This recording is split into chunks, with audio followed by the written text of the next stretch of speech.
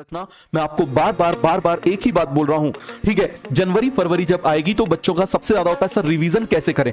जैसे अभी साल भर रोते हो बैकलॉग कैसे कवर करें, मैंने आपको कई बार बता दिया आपको बैकलॉग कैसे कवर करना है। दूसरा बच्चों का ये रहता है सर रिवीजन कैसे करें, तो मैं आपको फिर से एक बात बोलूंगा, रिवीजन तब फास्ट होगा यदि आप किसी भी चीज को, आप केमिस्ट्री पढ़ रहे हो, आप फिजिक्स पढ़ रहे हो, आप बायोलॉजी पढ़ रहे हो, यदि आपने क्लास बस अटेंड करी और क्लास अटेंड करने के बाद में आपने उसको बस एक बार पढ़ लिया तो आपको रिवीजन में पढ़ने से भी ज्यादा टाइम लगेगा। समझ में आ गया। फिर आप भागते हो वन शॉट की तरफ। किसकी तरफ भागते हो? वन शॉट की तरफ। दूसरी तरफ मैं आपको एक सिंपल सी बात बता रहा हूं, एक सिंपल सा तरीका बता रहा हूं। आप जब भी किसी चीज को पढ़ते हो, ठीक है, आप क्या करो, उसको 5 बार नोट्स को कर लिया करो, जल्दी जल्दी स्पीड में, खटाखट। समझ में आ गया। जल्दी जल्दी उसको नोट्स को 5 बार कर लिया करो। इससे क्या होगा, आपका सिनेप्टिक कनेक्शन स्ट्रांग होगा।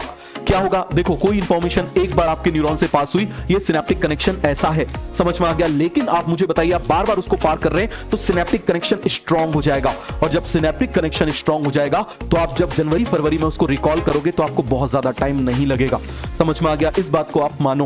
क्लियर हो गया। इसीलिए मैं हमेशा मना करता हूं, कोई बुक, कोई मॉड्यूल, कोई कुछ करने की जरूरत नहीं। रीजन, ड्रॉपर के पास टाइम नहीं होता, और यदि वो पैकेज में जाएगा, वो मॉड्यूल में जाएगा, वो इधर उधर यदि जाएगा तो क्या होगा, अभी वो टेस्ट देने के लिए वो कर लेगा, ठीक है, लेकिन उस समय क्या होगा, उसके दिमाग में सबकॉन्शियसली उसके दिमाग में एक चीज चलेगी, या टेस्ट की प्रिपरेशन करने के लिए मैंने नोट्स पढ़े थे, मैंने डीपीपी करी थी, उसके बाद मैंने कंबाइंड डीपीपी करी थी, उसके बाद मैंने समरी लेक्चर भी देखा था, उसके बाद मैंने एनसीईआरटी भी करी थी, उसके बाद मैंने मॉड्यूल भी किया था, उसके बाद मैंने दूसरे इंस्टीट्यूट के जो है वो नोट्स भी पढ़े थे, ठीक है, उसके बाद मेरे नंबर आए थे, ठीक है।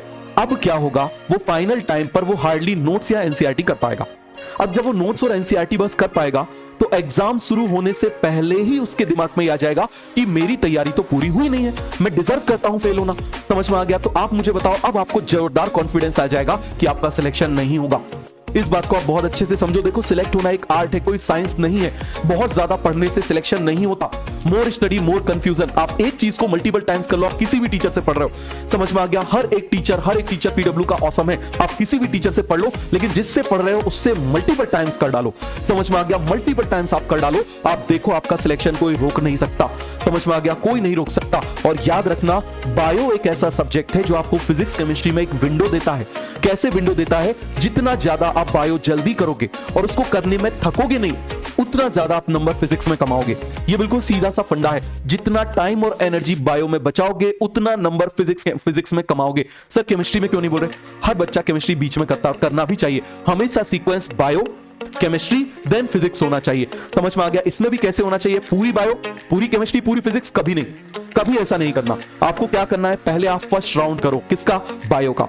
फर्स्ट राउंड का मतलब देखते से ही आंसर आ गया। सीधे पूछा, which is the pacemaker of glycolysis? Phosphofructokinase. This is the direct question. समझ में आ गया। दूसरा क्वेश्चन आपसे पूछा, which one of the following is incorrect? Which one of the following is not correct? ये इनडायरेक्ट क्वेश्चन है। इसको सेकंड या थर्ड राउंड में करो। मैच द फॉलोइंग सेकंड या थर्ड राउंड में करो। इसके बाद जितने बच गए वो सभी सेकंड राउंड के क्वेश्चन है। क्लियर हो गया। आप पहले बायो को राउंड में करो, बायो का फर्स्ट राउंड, फिर केमिस्ट्री का फर्स्ट राउंड, फिर फिजिक्स का फर्स्ट राउंड। बायो के फर्स्ट राउंड में कम से कम आप 40 क्वेश्चन आप कर लोगे, बॉटनी जूलॉजी के मिला के। समझ में आ गया। केमिस्ट्री में कम से कम आप 20 से 22 क्वेश्चन आप फर्स्ट राउंड में कर लोगे। और फिजिक्स के आप इस बात को समझना, कम से कम 5 से 6 क्वेश्चन जैसे डायरेक्ट डायमेंशंस के आ जाते हैं, होते ना कुछ क्वेश्चन तो ऐसे होते हैं 4-5 क्वेश्चन, तो 5 क्वेश्चन आप फर्स्ट राउंड में कर लोगे। तो आप मुझे बताओ, इसको करने में आप ट्रस्ट मानना हार्डली आपको 30-40 मिनट लगेंगे। आप देखो जरा 30-40 मिनट में आपके कितने क्वेश्चन हो गए? बताओ जरा कितने क्वेश्चन हो गए? 40 क्वेश्चन बायोलॉजी के, 20 क्वेश्चन केमिस्ट्री के, और 5 क्वेश्चन आप मुझे बताओ फिजिक्स के। 65 क्वेश्चन आपके हो गए। जब आपके इतने क्वेश्चन हो जाएंगे ना, रियली आपको कॉन्फिडेंस आ जाएगा और आपका दिमाग चार्ज हो जाएगा। आपने एक चीज देखी होगी, जब आप सीधे नीट का पेपर देने गए होगे तो शुरू में आपका दिमाग बड़ा स्लो चलता है, ठीक है। उसके बाद आपने देखा होगा आखिरी में कितने फास्ट चलता है, धड़ाधड़ होता जाता है कि नहीं होता जाता। आप क्या करोगे, जब आप शुरू में फर्स्ट राउंड के क्वेश्चन कर लोगे ना, तो आपका ब्रेन एक्सपोनेंशियल स्टेट में आ जाएगा, मैक्सिमम एक्टिव स्टेट में आ जाएगा, जिसकी वजह से सेकंड राउंड के क्वेश्चन में आपको ज्यादा रिकॉल नहीं करना पड़ेगा। क्यों? आप समझो, आपने सेकंड राउंड के क्वेश्चन को एक बार देखा है, तभी आपने उसको सेकंड राउंड में डाला है। अब आपने उसको देख लिया और अब वो आपके बैक माइंड में चल रहा है, कंटिन्यूअसली चल रहा है। तो जब आप लौट के आओगे उस सेकंड राउंड पर, तब तक आपका ब्रेन उसका सॉल्यूशन तैयार रखेगा। करके देखो आप ऐसे। आप आज से एक काम करो, आप जो सॉल्व करते हो ना डीपीपी, आप इसको राउंड में करके देखो। हर सब्जेक्ट में आपको समझ में आ जाएगा कि क्या फायदा होता है। आपने एक चीज देखी होगी, जैसे कई बार कोई चीज आपको याद नहीं आ रही होती, लेकिन वो कंटिन्यूअसली आपके दिमाग में चल रही होती है, आप भूल भी जाते हो, फिर सडनली खाना खा रहे थे आपको एकदम से पॉप आउट हो जाती है।